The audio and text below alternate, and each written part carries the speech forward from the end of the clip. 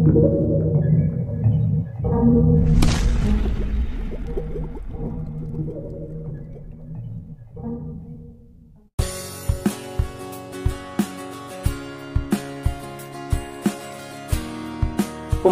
tol Semarang-Demak seksi 1 menarik perhatian karena konstruksinya menggunakan matras bambu.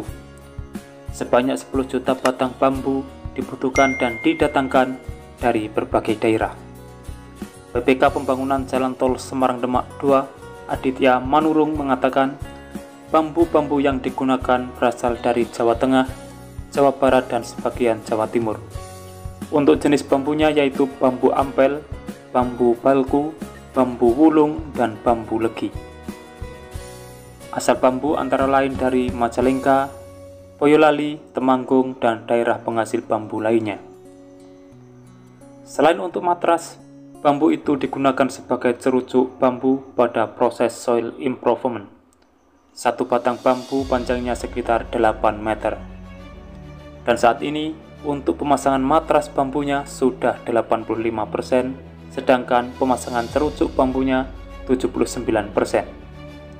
Sementara itu, dikutip dari laman resmi Bina Marga, Direktur Jenderal Bina Marga Rahmat Rifdina Putra mengatakan, penggunaan bambu tersebut sudah diuji. Pengujian dilakukan oleh Balai Bahan dan Struktur Bangunan Gedung dari Direktorat Bina Teknik, Permukiman, dan Perumahan, Direktorat Jenderal Cipta Karya. Dilakukan dua jenis uji, yang pertama adalah uji tarik dan kedua adalah uji lentur. Uji tarik dan uji lentur sistem matras bambu tersebut dilakukan untuk menjamin kehandalan matras bambu yang akan digunakan untuk meningkatkan daya dukung tanah dasar di lokasi konstruksi. Secara teknis, manfaat penggunaan matras dan cerucuk bambu adalah untuk menjaga penurunan sehingga tidak melewati batas tengah timbunan, kemudian mendistribusikan beban timbunan secara merata.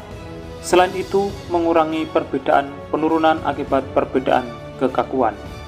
Matras bambu juga dapat memberikan daya apung dan cerucuk bambu dapat meningkatkan daya dukung lekat atau friction. Ini adalah hal yang luar biasa.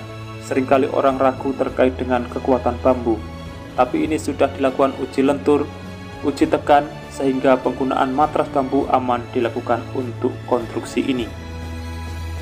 Di sisi lain, dengan dibangunnya tol ini dengan bambu juga akan ikut mendongkrak perekonomian petani bambu.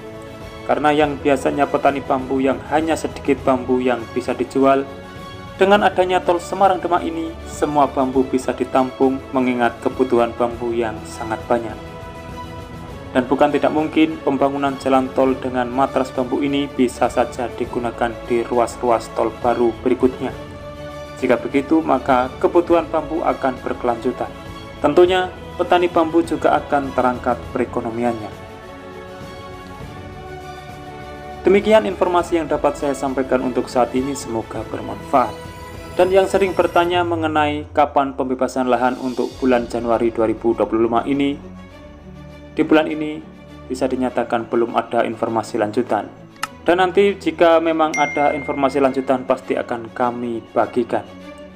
Dan terima kasih telah menonton, saya pamit undur diri. Wassalamualaikum warahmatullahi wabarakatuh. Sampai bertemu di kabar menarik selanjutnya.